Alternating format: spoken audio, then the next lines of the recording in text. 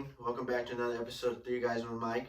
I'm Aaron, joined by my two co-hosts, William, Jeremiah. And today, before we get started, please hit the like and subscribe. Turn on your post notifications. Go ahead and follow us on Twitter, Instagram, all the above. That'll be down below in the description. And today we're going to be talking about round 2 of the NBA playoffs. One series is already done with. Sadly. And the other three are pretty competitive. Mhm. So, that being said, let's start off with the short and simple one. Suns and Nuggets. very short. I'd like to hear Jeremiah's perspective. One thing I'm going to say before we dive into this, Willie pointed this out yesterday to me. Every series, apart from the Suns and Nuggets, is tied 2-2 at the moment, right? Yeah. So I feel like as fans, people who enjoy this content, people who enjoy watching NBA playoffs, I feel like we couldn't ask for anything more, right? Potential Game 7s, right? You know what I mean? Potential Game 7s, right? I'm loving this series so far. Yeah, so I'll go ahead and start off with the Suns and Nuggets. I was wrong. I'll admit it. Man of my word. I genuinely believed in my Nuggets. I genuinely believed we were going back to the Western Conference Finals. I was wrong. Game 1, 122-105. Game 2, 123-98. Game 3, 116-102. Game 4, 125-118. All ugly games. Yeah. It's hard to win a game against the Suns when the Suns are averaging over 121 points per game. It's really hard to win a game like that. CP3 averaged 25, 5, and 10 at 36 years old with a banged up shoulder. Impossible. It's insane. Little man, throwing this out there, you claim that CP3 is no longer the greatest 36-year-old in the NBA at this moment. I would like to disagree. Moving on. One thing is important to say is every starter was averaging double digits for the Phoenix Suns, right? Every starter, every single starter.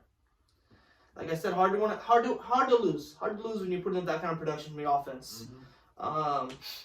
The MVP of this league, Nikola Jokic, averaged 25, 13, and 6. Give you a good stat line. We all saw what happened in Game 4. Sadly, was ejected for a not so flagrant. It was a flagrant. Not a single starter was in the positive differential for the Denver Nuggets. That's not a good sign. That's an abomination. That's diabolical, as Brent Prez would say. 7 players averaged a turnover a game. 2 averaged 2 turnovers a game. Like I said, hard to win a game when you do stuff like that, right? Absolutely embarrassing. I feel like, this team deserved to get swept. That's true. Yeah, They deserve to get swept. I agree. Phoenix could get a bucket, however, whenever they wanted to, right? They were just in a bucket. You know what I mean? Now, for the Denver Nuggets, no one other than Nikola and occasionally Michael Porter Jr. could get a bucket. Like, occasionally they can get a few buckets. It's just a bucket of their choosing, is what I'm trying to say. They create their own shot, right? Yeah. It was very rare to see on the Nuggets. I believe it was apart from Will Barton in Game 4, it was atrocious. Yeah. That's my take on the Suns Nuggets. Will, you want to go ahead and give your? I mean, if it isn't obvious already, the Suns are just the hottest team in the NBA right now. Yeah. I still don't think they're the best team in the West right now, but I still think they're playing great. When it comes to the Nuggets, honestly, the only bright spot about this team is that in Game 4 was the only game that they actually showed fight the entire game through. Yeah. Even with Jokic being ejected, Will Barton still played amazing, having 25 points. Mm-hmm. He was still, I think he made a 3, I think in the 4th, and he was going to the bench saying he's like, I'm not gonna quit. So I mean, they were still trying to win the game, even though their MVP was out. But going with that ejection with Jokic, I really don't think it deserved an ejection, especially when someone is the MVP like that. I mean, it's in an elimination game. Mm-hmm. But when it comes to him, as everyone likes to talk about, with Draymond, right? He has a history of, like, when he gets fouled, he's hitting people in the groin. He's always in the ref's face, and Jokic has been doing that for about 2 years now. Yeah. When it's late in the game, when things aren't going his way, that's his thing. He always likes to swipe and hit somebody. So I still don't think he should have been ejected for that, but I do see why. Mm-hmm. And at least he was a good sport about it. Afterwards, when they did send him to the locker room, he still, he said sorry, then he went, and So I mean, other than that, disappointing from the Nuggets. If we're being honest, I didn't expect them to get swept like this. Yeah. But I mean, that's just what happens when your second best player is out, So Okay. I think next year they're going to be a lot better. It's just something that you have to flush if you're the Nuggets and just get past it. And let's not forget here, the Sixers were swept last year. The Sixers got swept last year Yeah. without the use of Ben Simmons. They come back this year, and now they're Now they're fighting for the Eastern Conference Finals. Exactly. Pretty good points, solid points coming from the both of you. What I have to say is shout out to Jokic for having a great MVP season. I know it's sad to see it end so soon for my guy Jeremiah. But the leadership, the talent, and the IQ from the Suns is really what I saw have them winning the series. And the Blazers are a whole different team than the Suns. Jokic can do everything in the Blazers series, but the Suns team, their pesky defense is just. I just think it's too much for him. Yeah. And the point guard. Alone. Alone. Shout out to Chris Paul, the point guard. I actually think he has a real shot at getting his first ring this year. He does. Yes, he does. Yeah. And I do think that the Suns are the team to beat right now. Oh, you do. I have them over the top as over the Jazz simply because of their struggles. I mean, we all saw Game 3 and 4 at LA, just abysmal. The only bright spot is Donovan Mitchell. Yeah. So let's just see who will they face in the conference finals. Yeah. Speaking of the Utah Jazz, moving on here. I'll go ahead and start this one off again. Utah Jazz series tied 2-2. Game 1 was 112-109. Won by Utah in Utah. Game 2, 117-111. Won by Utah in Utah. Came back to LA. 132-106 Clippers. 118-104 Clippers, right? Some things that stand out to me. When they're playing in Utah, they're winning by single digits, right? You come to LA and you lose by double digits. That kind of says something about both teams, right? Yeah. In my opinion, it does. And I said this last episode. I said, yes, the Clippers lost to the Jazz, but they still have the momentum. I said that I feel like they still have the momentum. So Donovan Mitchell, averaging 37, 4 and 4. Like I said, MVP caliber type of player, right? That's no secret here. Paul George, 27, 8 and 4. Pandemic key to playoff B, right? He's creating his own shot. He's knocking down shots that a superstar should make. You know what I mean? Which is what you want to see. And going back to that point, I think the games are just too close for Utah at home. They're just too close. That's not what you want. It's no easy feat to win a game and then get blown out the next game. You know what I mean? Like it's just like they're flopping, and for me, I feel like the Clippers are gonna steal Game 5 in Utah. You mean coming off two wins, all the momentum. You know you could play in their house aggressively in them. You know you can have the lead for majority of the game, right? It's all about the finishing aspect. The Clippers lead in the series. The Clippers lead in points, rebounds, and assists, right? So I feel like moving forward, Clippers have momentum. I'm saying they still Game 6. They still Game 5, and they win in 6. Okay. That's me. I like that. Yeah, I'm gonna keep mine sweet like juice here. With the Jazz, they just look like a totally different team on the road, which honestly to me is a bad sign. Yes. And that's why I have the Suns over them, because the Suns play phenomenal on the road. And the Clippers, PG, playing a lot more aggressive in his game. He doesn't matter where he is, he'll pull up right into the defender's face. And I feel like that's what he needed. That's the spark that they needed. And again, 0-2 Kawhi, the new persona in the NBA. Shout out to Skip Bayless, because one of his tweets were actually right this time. He said the Clippers have the Suns right where they want them after Game 2. You mean the Jazz? Jazz. Well, the Jazz have no. No, you said they. He said the Clippers. He said the Clippers have the Jazz right where they want them at 0-2. I know that came off a little confusing, but simply because Kawhi hasn't lost a series when he's down 0-2. Yeah, I know. But in my opinion, I still think that the Jazz, the second best team in the West, and I have them winning in 7. Okay. I can't be mad at your guys' picks, simply because I still can't pick myself. With me, I think it's frustrating for the Clippers that they have to be down 0-2 for this to happen, for them to play this well. Yeah. With Paul George, I mean, obviously in the stat sheet, he's gonna look like he's having a completely different game. But when you watch the games, he's playing the same way, but his shots are just going in. I mean, it sounds simple, but that's just really all it's coming down to. I think everything that he does when it's on offense, he's getting to his spots. He's doing everything that he does. It's just I don't know what it was in Utah. It looked like it was just in his head. With Kawhi in Game 1, 19 shots. Game 2, 17 shots. Game 3, 24 shots. And then Game 4, he had 19 shots, but he also had 13 free throw attempts. So I think the recipe for this team is when Kawhi is just shooting, and he's not laying back, because in Games 1 and 2, Kawhi was linked back, and I mean that's not really what you want from someone like him, a caliber player, a top 5 player in the NBA. Mitchell in games 1 and 2, getting to his spots easily, splitting the double teams. You know, anything he wanted in game 3 and 4, the paint was a struggle. So he had to rely on his 3-ball to get him going. And if I'm the Clippers, I live with that. You know what I mean? Yeah. So I think for the Jazz, they need Conley back. Bad. Really bad. That's really important. He's what is he, the second leading scorer this year? So I mean, I think they really need more, or not more from him. They need him back. But a person I need more from is Gobert. 7 foot tall. Clippers don't really have a center like that. And Gobert in game 4 had 11 and 8. That's not something that you want from him. You know, especially with the team. I think Ibaka is out for the year. Yeah. Zubac is I mean, he's not really. But even then, Ibaka's only like 6'9". Yeah, even then, so it's like if I'm Gobert, I have to eat for the rest of the games. You know, I have to do what I do. Yeah. And then even on the defensive side, he didn't have any blocks, which I mean, it doesn't show how much you're doing with your blocks per se. But I mean, you have to change the game in some way when you have that player. Especially when you're the defensive player of the year. Yeah. Definitely. So I mean, that's all I have to say. I still think I like the Clippers. But again, I keep on saying I just don't trust them. But I like the Clippers. I want them to win. I honestly think they can win. I think they're the better team. But I think the Jazz are just more consistent. Okay. So, yeah, I'm gonna keep it here with you, Will. Could you start off with that Celtics No, Celtics Bucks. Oh, I don't have it in my notes. Do you have the Celtics Bucks in your notes? No. Oh, they lost. They lost first round. I almost forgot. The Mavericks. Almost forgot.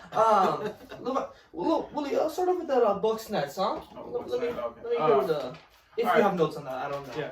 So for the Bucks Nets, I was honestly wrong about the Bucks. It's like it seems like when I pick them to be good, they don't really perform that well. But then when I give up on them, then they come back. Honestly, it was complete 9-day with game 1 and 2. Yeah. In game 1 and 2, as I was saying, they didn't really show any fight. But in game 3 and 4, they look completely inspired. They look locked in. Giannis and Middleton in game 3 combined for 68 of the 86 points in game 3. I think Middleton played amazing in game 4 as well. It doesn't really show on the stat sheet. He wasn't going out for 30 points, but he still played big and gave them shots when they needed to. Harden and Kyrie are out now. I mean, if you see you guys have seen it on Twitter, like everyone's saying that, oh, this just shows that Durant can't carry a team by himself, right? I mean, part of that could be true, but they're pretty much going off of one half. You know what I mean? Like they're not saying a full game. I think this game will show like what Durant could do by himself. And like I was saying, I think I had the Nets in 7. Yeah. But I mean, at first I thought it was gonna go to 5, as we said in the last episode. Yeah. But now with the injuries, I still think it's gonna be Nets in 7. Kyrie isn't playing tonight. Harden got upgraded this morning to being doubtful, so he's probably not gonna play today, but he's probably gonna play game 6. I mean, honestly, I really don't know. I don't know, like, because when Brooklyn is at home, they look like a completely different team. Tonight, I still think it's gonna be a very close game. Yeah. But I still have the Bucks tonight. Okay. And then again, someone that you need more from if you're the Nets is Joe Harris. Joe Harris is someone who could shoot the lights out of the building. He could play amazing at any given moment. But in game 3, he's shooting 1 for 11. When you're a shooter like that, you can't have that with only 8. And then in game 4, having only 8 points. So I think they're getting you more from Bruce Brown, Blake, and then they got a big piece back in Jeff Green in game 4. So I think they could help out, but I'm still taking Milwaukee in game 5. Yeah, solid points there, Will. So, you know, I don't know what it is, but it's like people don't like in this playoffs. People aren't trading off wins. It goes Nets win 2 in a row, Bucks win 2 in a row. You know what I mean? It's Utah wins 2 in a row, Clippers win 2 in a row. I don't get what that deal is, but yeah, definitely a momentum switch. Factor in the injuries as well. I feel like the momentum switch overnight, pretty much, from the Nets to the Bucks, right? Well, one thing I want to say, I'm glad you brought this up. I think this game, game 5, the Nets would never ask more of Kevin Durant than in this game right now. KD's averaging 29, 9 and 5. Giannis is averaging 29, 12 and 3. You know, that's what you want from your superstars on your team. The Bucks are shooting 59%. This is an important factor right here, okay? I think this is it's going to come down to the wire type of stuff. The Bucks are shooting 59% from the free throw. The Nets are shooting 83%, right? Big difference there, mostly because of Giannis. You hit the nail right on the head, bro. Joe Harris needs to get hot early. He needs to jump off to a hot start. He needs to get in rhythm. He needs to get his hot spot, right? I feel like you have to take the ball out of Giannis's hand from an offensive perspective. I would rather live with Giannis going to the line, or you know what I mean? Like Yeah. I don't want Giannis to get hot early in the paint. You mean I don't want him to get in rhythm of scoring with. You mean I don't any rhythm that it has to get thrown out of the Take it building. away. Yeah, I feel like the Nets should only accept losing this game, but could be purely by shooting. You mean like if we're gonna lose, they're gonna outshoot us. Mhm. Like they're not gonna get 45 points in the paint. You mean like you're gonna have to outshoot us. Giannis is gonna have to spot up, which we know he cannot do. You know what I mean? And I feel like to me like Steve Nash should only accept. Obviously he doesn't want to lose, but if you're gonna lose, you're gonna get outshot. Yeah. And I feel like the Bucks cannot outshoot the Brooklyn Nets. No, 1000% they can. Yeah, so that's all I have to say. Yeah, with Kyrie and Harden being out, I think it changes the tone in the series drastically. But this is the time to show why the Nets have one of the deepest benches in the NBA. Mm-hmm. Because we all know the Bucks are going to be zeroing in, on KD here. So you want Jeff Green. Hopefully he's back under his feet this game. Joe Harris has to play phenomenal. I want to see at least 10 threes chucked up from him. Bruce Brown, a really good 3-and-D defender. He's been aggressive all series, but he just hasn't been knocking down shots. Yeah. Tyler Johnson is a guy I really want to see get more minutes. Mm-hmm. And, I see KD dropping 40 this game, but I just don't think that might be enough. I need more from that bench. You know what I'm saying? Yeah. Giannis has to be more aggressive at away than what he does at home. Because when he's playing at home, he looks like he's MVP again. But when he's away, he just seems scared. I don't know what the Barclays Center has against him, Yeah. but it just That's looks true. like he's scared to go to the paint. Blake made him his son those 2 games in Brooklyn. He did. But, like Willie was saying, I just think it's hard to go against the Bucks when the Nets have Kyrie and Harden out, because those are MVP caliber players right there. That makes the big 3. And KD, some say that those 2 are more important than KD was this year. But so I have the Bucks winning this game, but I still think the Nets in 7. Yeah, I still think Nets in 7, depending on Depending on the when health. those 2 can get healthy, it's Nets in 7. Okay.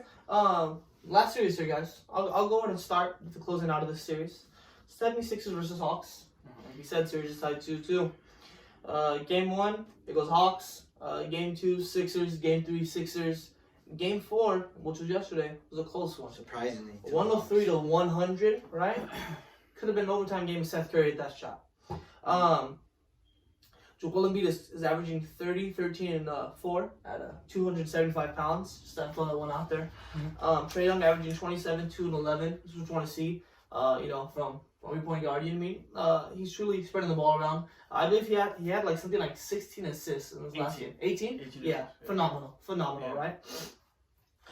That's something you want to see. Like, okay, if I'm not getting hot, everybody else is gonna get hot. You know what I mean? I like that he was doing that. The Hawks have 6 players averaging double digits. 76ers only have 4 players averaging double digits, right? Yeah. That's just something to keep in mind here, okay? Seth Curry is quietly averaging 18 points per game, right? Yeah. Quietly averaging that, right? I feel like that's a good piece to have around you, right? Watching this series, I still feel for the Sixers. Like I still feel like this is their series to win. For me, I have the series ending in 6 in Philadelphia. I think they go back to the A, they steal a game, they come home, and everything's on the line. I agree. On the line, 100%. and they win in Game 6. Okay. That's what I like that think. take right there. I just want to know what happened to Embiid. Yeah. I don't know how you're an MVP caliber player and you go 0 for 12 in a whole second half. And the game when winning your team shot, too. needs you. We need to close out the game, and that coming from that, a 17-point lead blown, and you Yeah. lose. I think that's all on him. Because you're an MVP caliber player, that should never go down at all. Yeah. 1000% never go down. But I think Game 5 is a bounce back game for Embiid. And I honestly see a big game from Ben Simmons. He's been getting a lot of smoke on Twitter, and I think that he comes out and plays aggressive this game. Maybe even chucks up a 3. I don't know. He might go that all out. But I think, I agree. 100% with Maya. I think that they take these next 2 games. Yeah. Because I don't think the Hawks have enough to come back with Embiid still. I just don't see it happening. When it comes down to it, watching this game yesterday, Embiid did not look like himself. I don't know if it was his knee. I don't know if he was just fatigued. And he was looked tired. He was tired. He looked tired. He was on the ground a lot. So I mean, I don't really know what's going on with him. I mean, and depending on his health for the rest of the games, it's gonna. I mean, I think that should decide who we pick. So you guys are saying Sixers and 6, right? No matter what. Yes. Okay, I can see that. But when I look at Trae Young, he hasn't really had his Trae Young-esque game besides game 1. In game 2 and 3, didn't really play that well. In game 4, he had 25 points, 18 assists, but shot 8 for 26 from the field. Mm-hmm. So he still has yet to have that game that he had against the Knicks. Mm-hmm. John Collins only had 6 shots, but every shot or every dunk that he had was huge. It was to get him back in the game, to get the crowd amped up and everything. So I feel like even though he's not showing up much on the stat sheet, he's still putting in a lot of those big shots that you need. He's a really underrated piece. Yeah. On the Atlanta team. My main concern with the Sixers is that I trust in Embiid, right, when he's healthy, when he's fully healthy, but when he's not, and when he's putting in performances like this, going 0 for 12 in the second half, they don't really have a guy to go to in the like a second option. You know what I mean? In the fourth quarter, they only had 18 points. Ben can't shoot the ball, regardless of what you believe. He's good on defense. Yeah, but for some reason, I don't know what it is. I don't know if you like DM'd him, you have a super relationship with him. The reason why we looked at you is because Tobias Harris is. But then again, that's why we looked at Willie because of how bad and he played. I don't know where to go. Yeah, Tobias Harris had 20 points, was the leading scorer, but at the end of the game, he wasn't really a guy there. He wasn't. I wasn't like they weren't giving him the ball. They were still trying to go to Embiid because. Yeah. So sorry, I was still talking to you. I for one. That's what he used to do. No, but yeah, when it comes to Ben, I like Ben. I don't like him, but I think he's a really good player. I don't understand why people say he's not a good player, but when it comes to his shot, I mean, that's something that's going to hurt him late in the game. Yeah. And as Loman pointed out, last night when you were saying that if someone is that good of a player, they shouldn't be out for the last possession of the game. I don't think they should be considered a superstar. Yeah. So, I still have the Sixers winning it, but I think if Trae Young could have a game like he's known for having, to have a huge, big game, and Embiid isn't really fully healthy, I think you could go either way, but I'm still picking the Sixers. Okay. I suppose you're riding on the likes of Trae Young to defeat this Philadelphia Sixers team. Little man, one thing I'm going to say here, you're not Doc Rivers. You're not Doc You don't design a play, so... They had well over a minute to design a play in the final seconds of the game. You mean? And so they made that decision, and so I feel like that's why he was out. They went with the package that what was going to happen, and that was that. You are a genius. Well, he's also not the guy throwing in the pass either. He's their best passer and probably the highest IQ of the team. Okay. They were down by 3, right? What is Ben Simmons known for not doing? Shooting threes. So that's what I'm saying. His shooting could hurt you in games when he's not on the floor. Sure. You also have Tobias Harris on that roster. I feel he played amazing. I feel like obviously they gave it to Seth Curry for the shot, but Tobias could have took it as well. I feel like Seth Curry would have made that shot if he didn't have to double clutch. If he didn't have to double clutch, it was going in. You know what I mean? Yeah. Like he even thought it was going in. Yeah, because he was in his spot too. You know what I mean?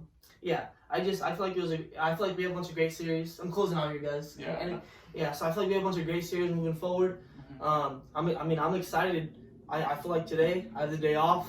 I'm gonna watch this. I'm probably gonna pick up some sushi. Watch this Bucks Nets game.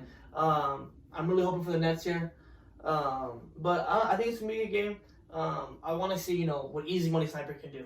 I want to see what the Slim Reaper. The Slim Reaper. There you go. Yeah, I want to see what he can do. Right. Anything else, guys? No. Just thank you guys for watching. Yeah. Appreciate all the feedback that you guys give us. Be sure to answer some of our polls on Instagram. Led here by our good co-host William. Has some good polls going on there. Yeah. Maybe he'll throw one up of Jason Tatum or Devin Booker. I don't know. I don't know. You guys can decide, right? Yeah. Thank you guys so much for watching the episode, guys, and you guys have a great day.